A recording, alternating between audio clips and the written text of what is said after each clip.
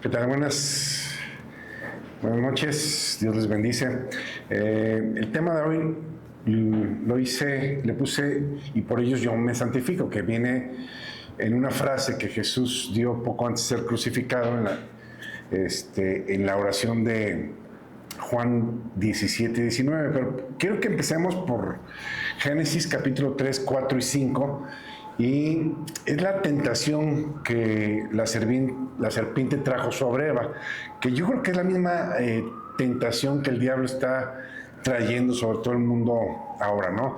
La tentación es en la identidad. Cuando uno no tiene la identidad correcta, cuando uno no sabe cuál es la identidad que tiene, quién es realmente uno, es fácil que uno se deje mover. Entonces voy a leer Génesis capítulo 3. Vamos a leer el verso 4 y 5. Dice, cuando habla aquí de la serpiente, ya sabemos que está hablando de Satanás.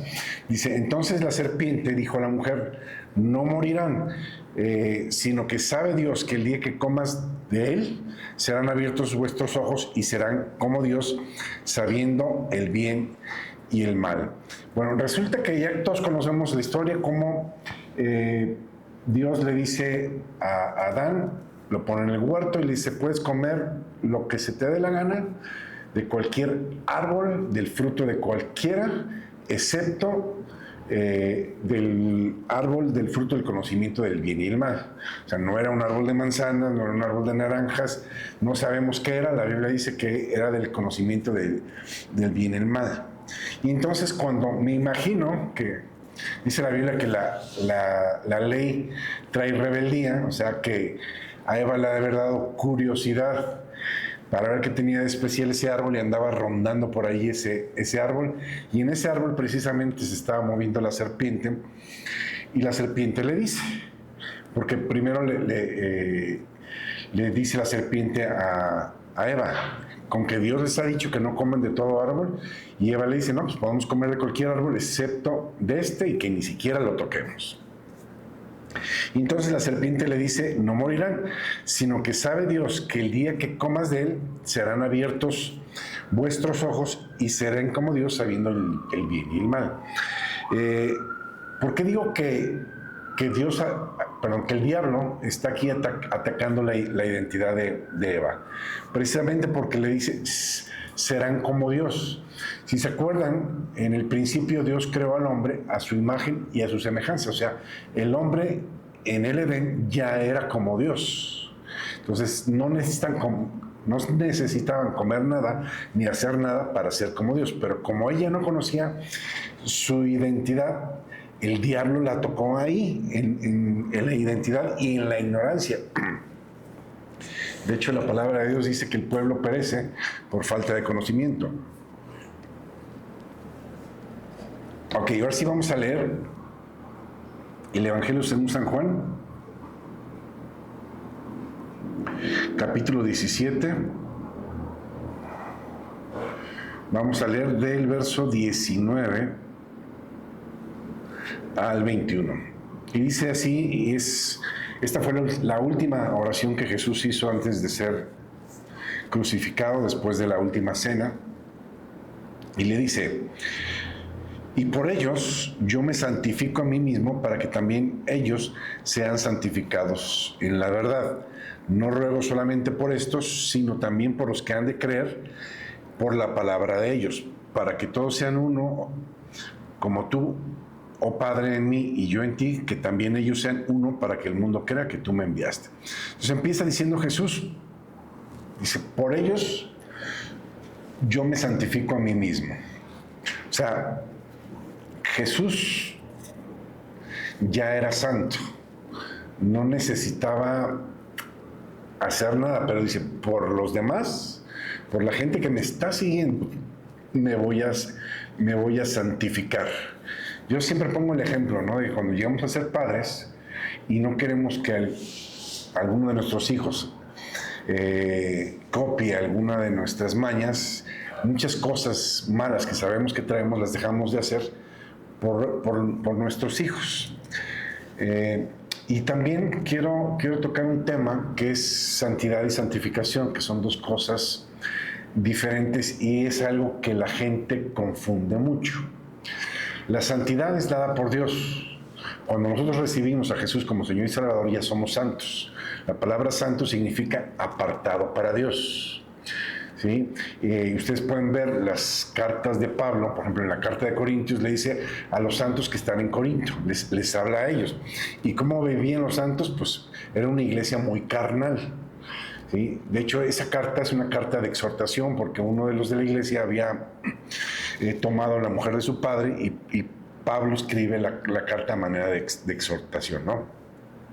Entonces, santo es apartado para Dios y la santidad es imputada, es dada por Dios.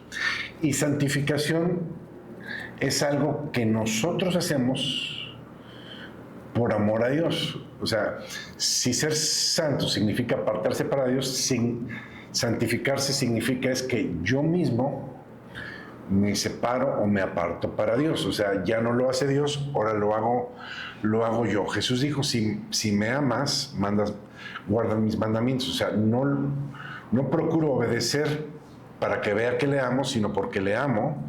El amor me lleva a la obediencia. Y la fe, hemos hablado muchas veces cómo la fe es obediencia, ¿sí? La obediencia es fe en acción. Entonces, lo hacemos por los demás. La salvación ha sido un regalo de parte de Dios, pero por los demás tengo que dar buen testimonio. Por los demás me santifico a mí mismo en la palabra. Santificados en la verdad. La palabra es la verdad, es la única que nos santifica, es la única que nos limpia.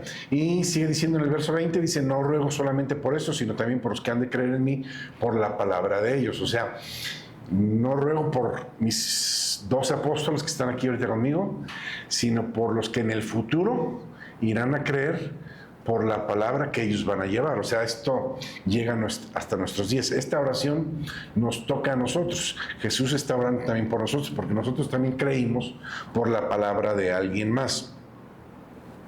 Y en el verso 21 dice, para que todos sean uno, como tú, oh Padre, de mí y yo en ti, que también ellos sean uno, para que el mundo crea que tú me has enviado.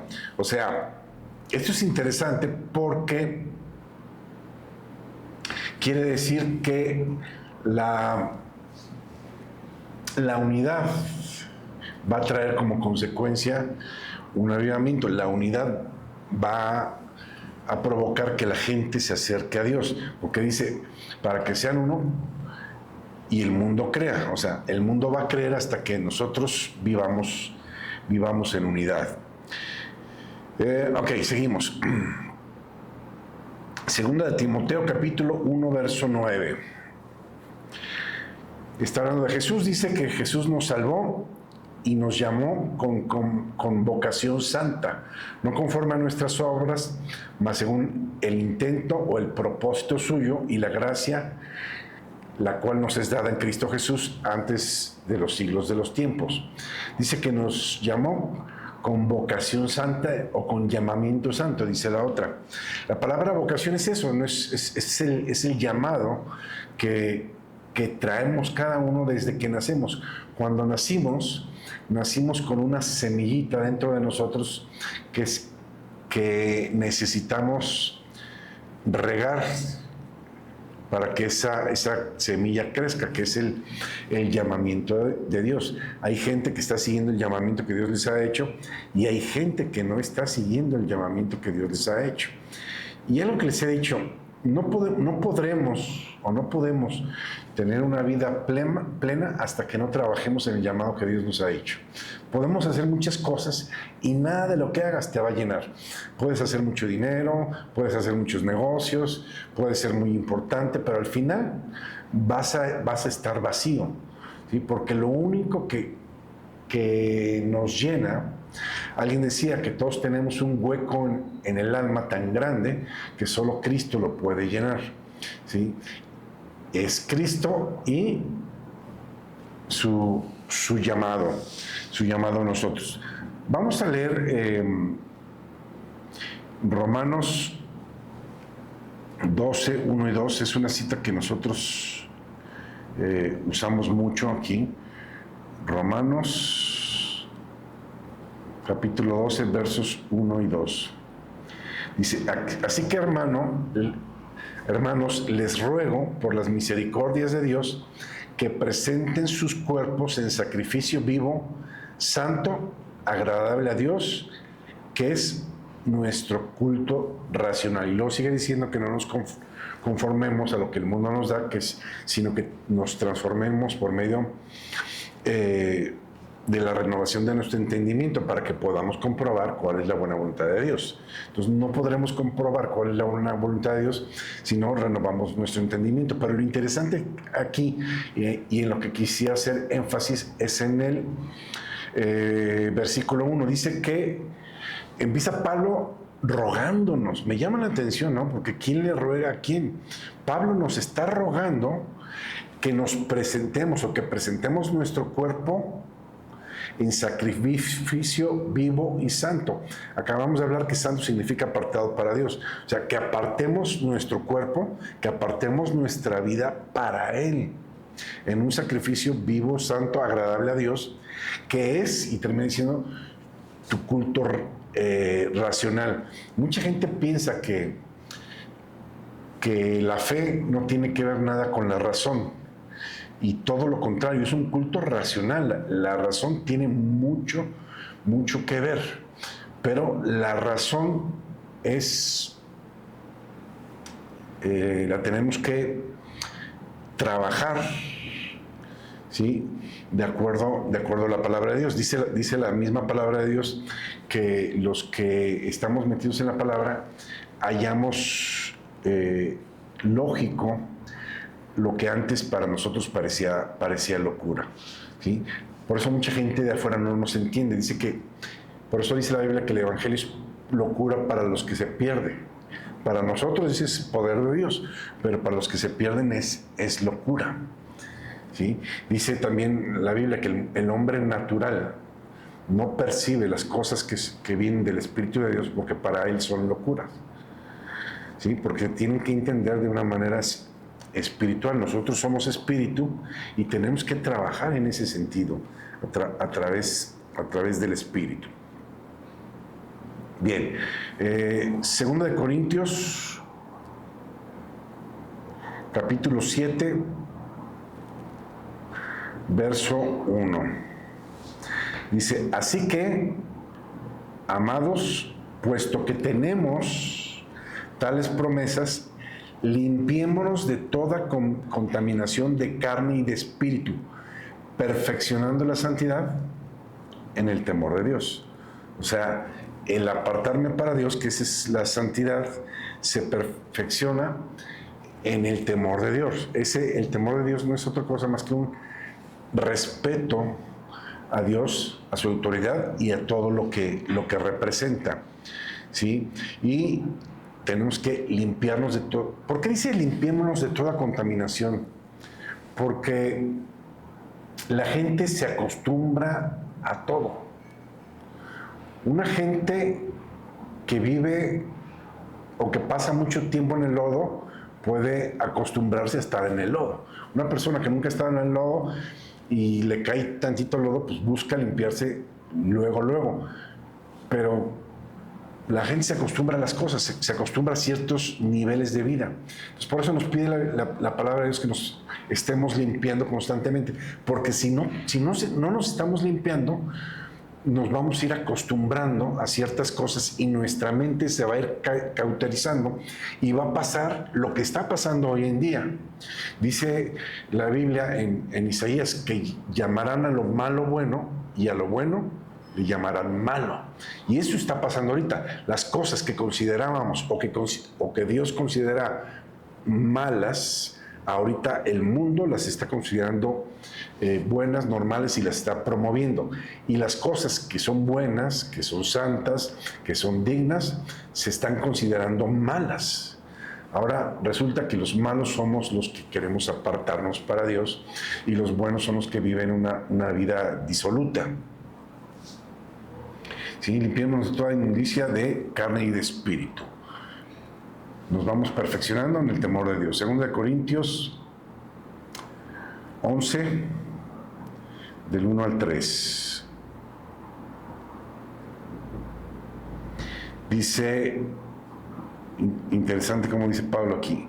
Dice, ojalá me toleraran un poco de locura. Sí, toleradme. Dice, porque les celo con celo de Dios, pues les he desposado con un solo esposo para presentarlos como una virgen pura a Cristo. Pero vean lo que dice el verso 3, está tremendo. Pero temo que como la serpiente con su astucia engañó a Eva, sus sentidos sean de alguna manera extraviados de la sincera fidelidad a Cristo. Entonces, lo que comentábamos hace rato, si nosotros no permanecemos limpios de toda contaminación de este mundo, entonces lo que va a pasar es que vamos a vivir vidas engañadas. Aquí dice, como la serpiente engañó a Eva, nuestros sentidos van a ser extraviados. Cuando tus sentidos son extraviados, entonces ya no tienes la percepción correcta de las cosas de Dios. ¿Qué es lo que está pasando ahorita en el mundo? Ahorita la gente no tiene una percepción correcta ni de ellos mismos, ni de lo que es bueno, ni de lo que es malo. Ok, vamos a Proverbios 21-23.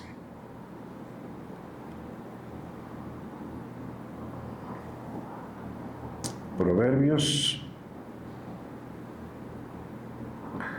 21-23.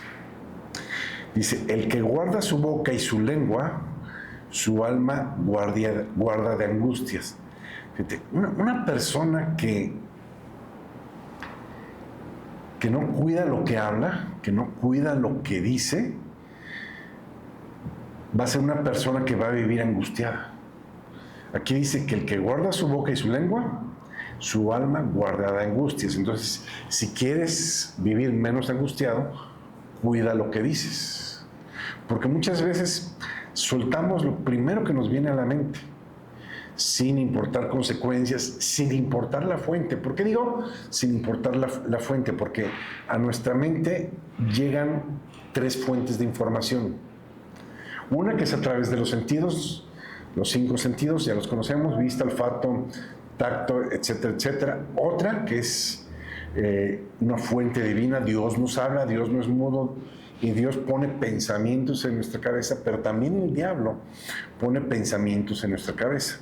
Entonces tenemos que ser sabios para poder distinguir cuál es la voz que nos está hablando, para ver si lo que va a salir de mi boca es de edificación o no, si debo callar o debo hablar, si es el momento de hablar o el momento de callar. ¿Sí? Jesús dijo que de la abundancia de la boca, de la abundancia del corazón habla la boca. De lo que te llenes, ¿de qué llenas tu alma? De lo que ves, de lo que oyes, de lo que sientes. ¿Y qué ves si te la pasas pegado viendo Netflix, no sé, viendo todas las series, y etcétera, etcétera, que traen como consigna adoctrinar a la gente de este mundo? Pues vas a acabar adoctrinado, y de lo que te llenaste es lo que va a salir. Sí, vamos a Santiago capítulo 3. Santiago es de los últimos libros. Santiago capítulo 3.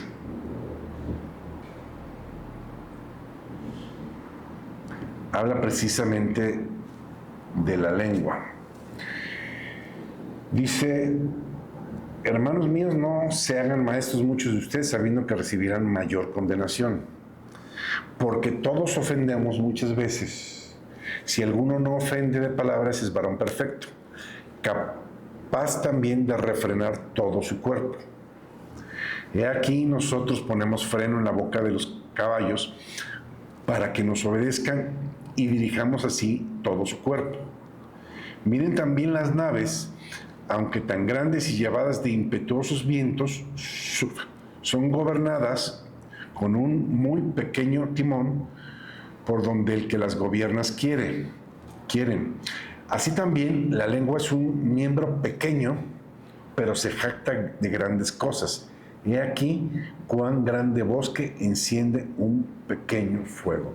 Muchas veces una palabra incorrecta en el momento incorrecto puede iniciar una guerra tremenda, ¿no? de generaciones. Fíjense lo que dice el verso 6. El verso 6 es algo tremendo, dice: y la lengua es un fuego, un mundo de maldad.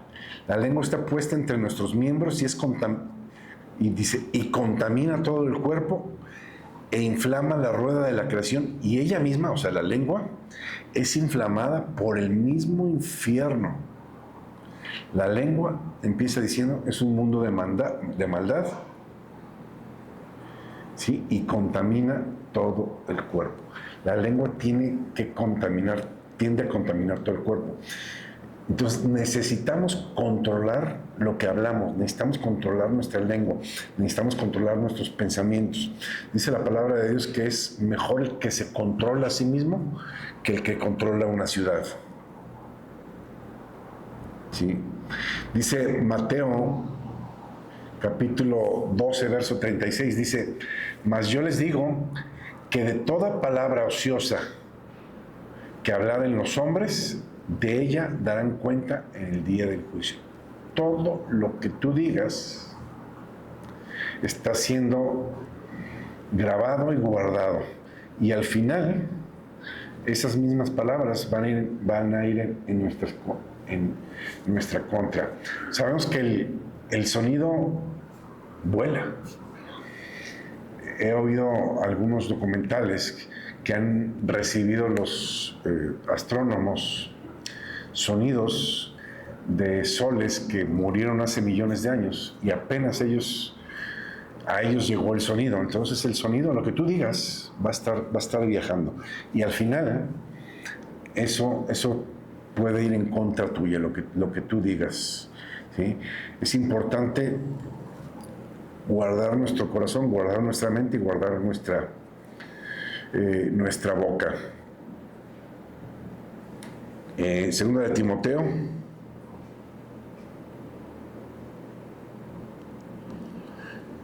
capítulo 2, versos 14 al 16. Dice: recuérdales esto, dice Pablo, exhórtales o anímales delante del Señor a que no contiendan sobre palabras, lo cual para nada aprovecha, sino que es para perdición de los oyentes.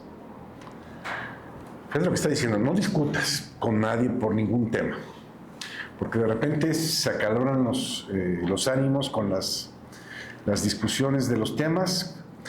A mí me pasó una vez en una ocasión que estaba platicando con un pastor amigo mío y traemos un punto en el que no coincidíamos. Y él estaba bien convencido y me quería convencer a mí. Yo estaba bien convencido y lo quería convencer a él.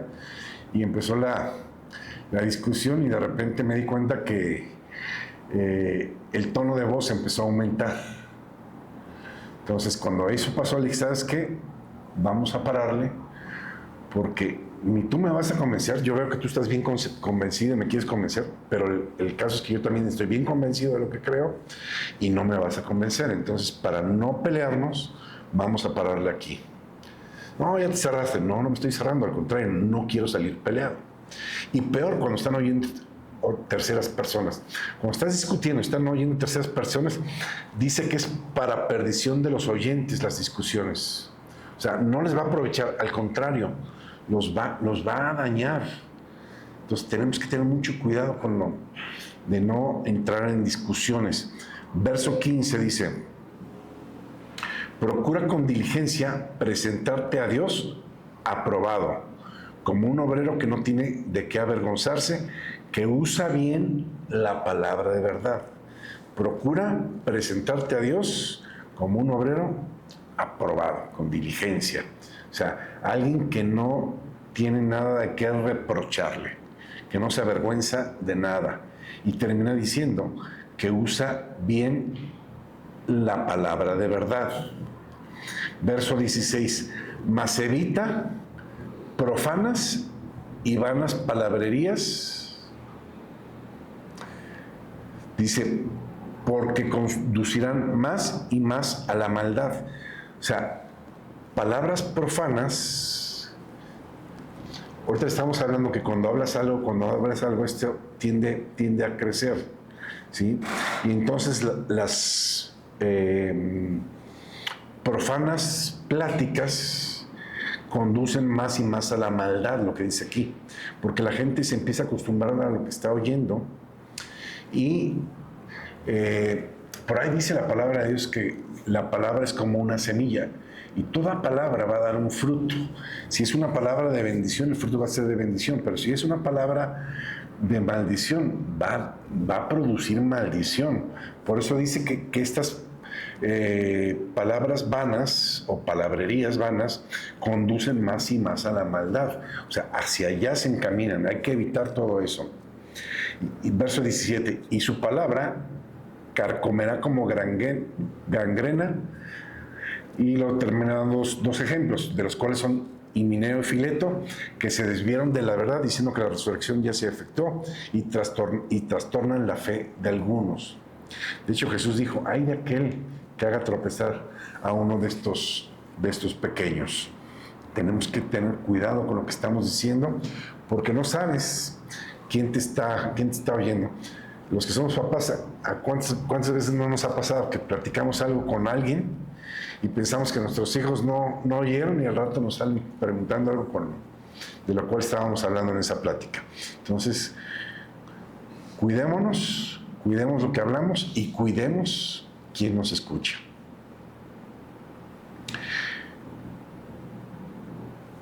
Salmo 119. Salmos 119.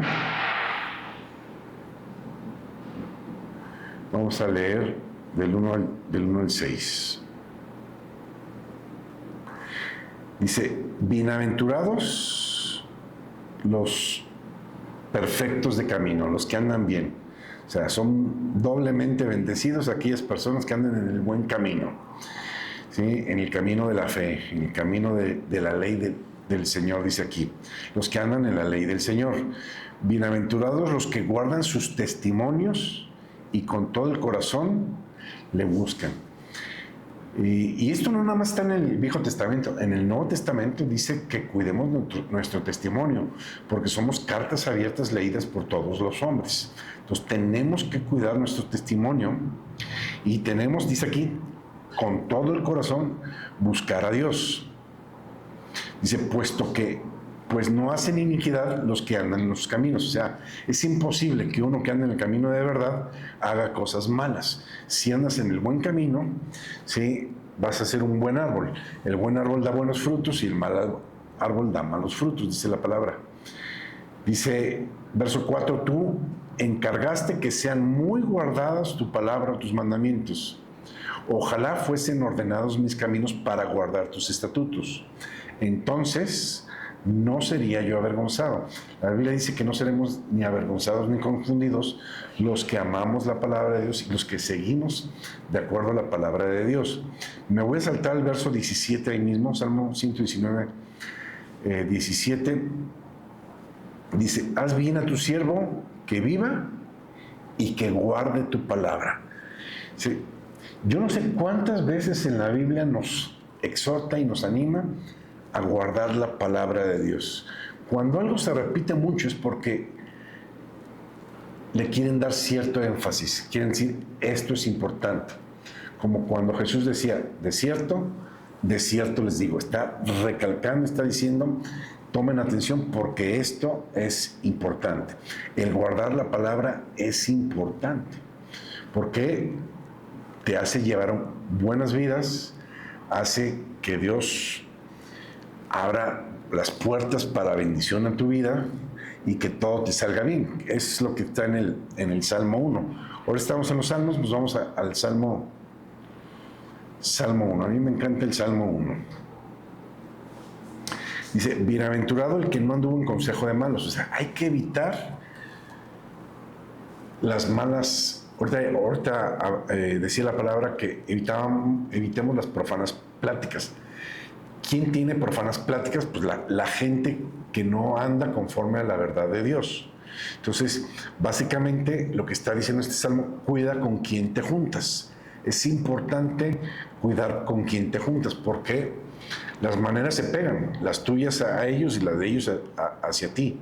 Entonces, ten cuidado, dice, bienaventurado el varón que no anduvo en consejo de malos, ni estuvo en camino de pecadores, ni en silla de escarnecedores o burladores se ha sentado, sino que en la palabra de Dios está su delicia, y en su ley medita de día y de noche. O sea, esta persona que se deleita en la palabra de Dios, que medita en la palabra de Dios, dice en el verso 3, va a ser parecido a un árbol plantado junto a corrientes de agua, que va a dar su fruto a su tiempo y su hoja no cae. Y fíjate lo que termina diciendo, y todo lo que hace prosperará. A mí me encanta que cuando yo hago algo me salga bien. Hoy me encanta que todo lo que yo emprenda me salga bien. Y entonces la Biblia dice que cuando nos mantenemos en su camino, cuando guardamos su palabra, cuando meditamos en su palabra y obramos de acuerdo en su palabra, todo lo que nosotros hagamos nos saldrá bien. Dice en el verso 4, no así los malos, que son como el tamo que arrebata el viento.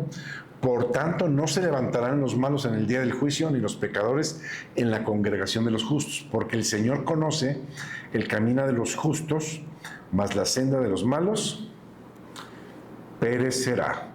Va a cambiar la senda de los malos. Ok, Filipenses 1, 27 y 28. Vamos al Nuevo Testamento.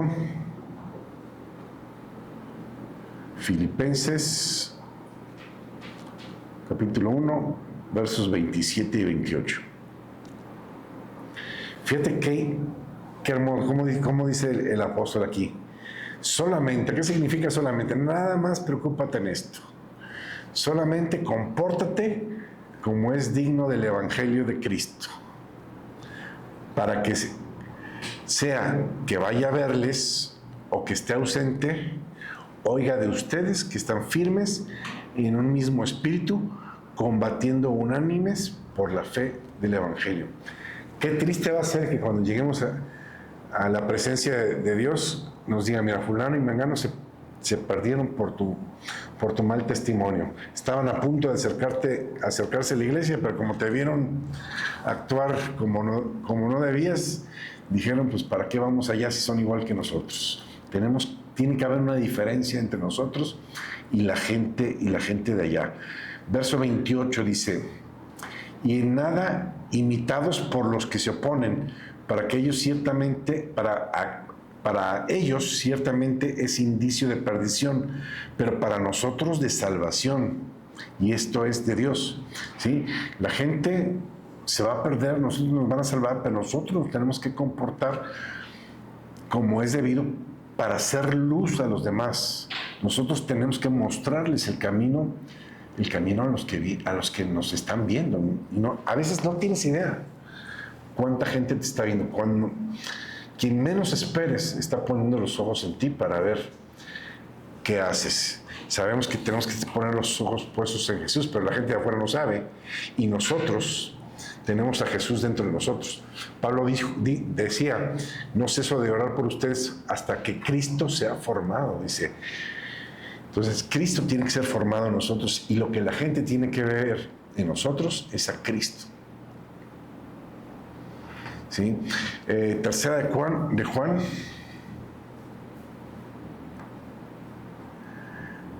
Tercera de Juan es un solo capítulo. Tercera de Juan, capítulo 1, verso 11. Es un solo capítulo. Fíjate lo que está diciendo. Amado, no imites lo malo, sino lo bueno. El que hace lo bueno es de Dios, pero el que hace lo malo no ha visto a Dios. Qué fuerte está esto. Dice, no imites lo malo, imita lo bueno. El que hace lo bueno es de Dios, dice aquí Juan. Dice, pero el que hace lo malo, no ha visto a Dios. Entonces, si alguien me dice que conoce a Dios, si alguien me dice que sigue los pasos de Cristo, pero no se comporta como el maestro lo haría, un cristiano es un seguidor de Cristo. Si realmente están siguiendo a Cristo, lo están siguiendo tal y como Cristo lo indica. Pero si no hay un buen testimonio, entonces es mentira que conocen a Dios. Vamos a leer Santiago, ahí atrásito. Santiago capítulo 1, verso 22. Dice, pero sean hacedores de la palabra y no tan solamente oidores, engañándose a ustedes mismos. Hay gente que sí le encanta oír la palabra de Dios, pero no la pone por obra. Esta gente nada más se está engañando. La gente que no pone por obra la palabra se está engañando a ellos mismos. Dice, porque si alguno es oidor de la palabra, pero no hacedor de ella, este es semejante al hombre natural que consideras en un espejo su rostro natural, porque él se considera a sí mismo y se va, y luego se olvida cómo era. Mas el que mira atentamente la perfecta ley, la ley de la libertad, y persevera en ella, no siendo oidor olvidadizo, sino hacedor de la obra, este será bienaventurado en todo lo que hace. El que oye la palabra y la pone por obra, ese es bienaventurado en todo lo que hace. ¿Qué significa esto? Que es un hombre bendito. Significa que tiene el favor de Dios en su vida. Significa que todo lo que haga le va a salir bien. Bueno, aquí le paramos. Gracias por haberse conectado. Yo les bendigo en el nombre poderoso de Cristo Jesús y nos vemos la próxima semana. Hasta luego.